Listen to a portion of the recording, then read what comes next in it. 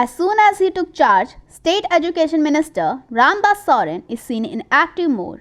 On Friday, he held a meeting with the departmental officer at Jamshedpur Parisadan and also gave several guidelines regarding providing quality education to the students.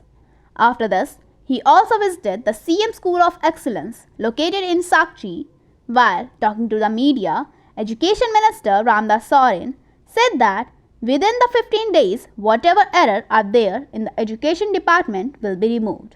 He said that the new teachers will be restated soon.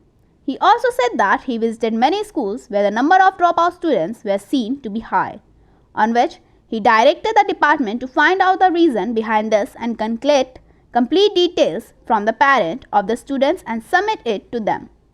Regarding CM School of Excellence, he said that this is the dream project of the Chief Minister, the number of which will be increased to 4,000 across the state, and this work will be completed in the next 5 years. जल्दी आपको result मिल जाए। आज ही हम बहुत जांच check किए।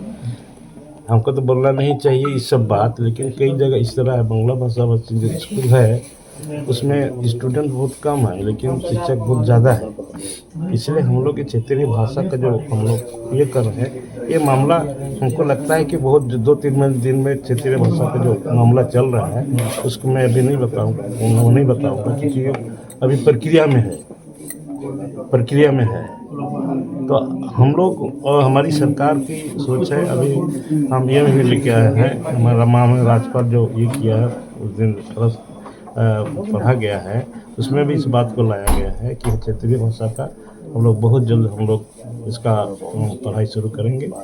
उसका प्रक्रिया हम लोग शुरू कर चुके हैं। कोई भी यहाँ पर हमारा मिनिमम कम से कम 10 स्टूडेंट होगा तो एक क्षेत्रीय भाषा का महोदय जी का एक ड्रीम सपना है, जिस कारण सीएम स्कूल ऑफ एक्सीलेंस अभी वर्तमान में 80 को इस राज्य में खोला गया और उसमें सारी आधुनिक पद्धति से पढ़ाई शुरू किया गया है और सीबीएसई बोर्ड का है। इसलिए शुरू किया गया है। आपको मालूम होगा कि नेतरहाट भी पहले जैक का अंडर में था, लेकिन 2-3 साल के अंदर हमारी सरकार में ही उसको भी सीबीएसई बोर्ड कर दिया गया। तो आज ये पूर्ण रूप से शिक्षा की व्यवस्था को मजबूत करने के लिए, यहाँ की झारखंड राज्य की छात्र छात्राओं की भविष्य उज्जवल करने के लिए हमारी सरकार और राज्य के मुख्यमंत्री ने एक अच्छा रास्ता ढूंढ दिया। वो रास्ता क्या है कि आज हम मैट्रिक या इंटर पढ़ने के बाद इस राज्य के बच्चे लोग छात्र छात्राओं लोग को कहीं अगर कोई वैकेंसी निकलता है स्टेट का या केंद्र का, तो उसमें अपीयर होने के लिए ये जो एग्ज़ाम होता है वो एग्ज़ाम में 80% क्वेश्चन सीबीएसई बोर्ड का आता है। जो सीबीएसई बोर्ड में नहीं पढ़ते हैं वो वो उसमें असफल हो जाते हैं और जो सीबीएसई बोर्ड में पढ़ते हैं वो निकल जाते हैं, पास होते हैं। इनका मतलब कि ये नौकरी भी हमको लेने के लिए आज एक कंपटीशन के दौर में आना पड़ता है झारखंड के छात्रों को, जिससे हम सीबीएसई बोर्ड को यहाँ पर हमारे राज्य के मुख्यमंत्री ने ये अनिवार्य रूप से समझ रहा है कि ये भी हमारे इस राज्य के लिए अनिवार्य है। जिसलिए अभी सारे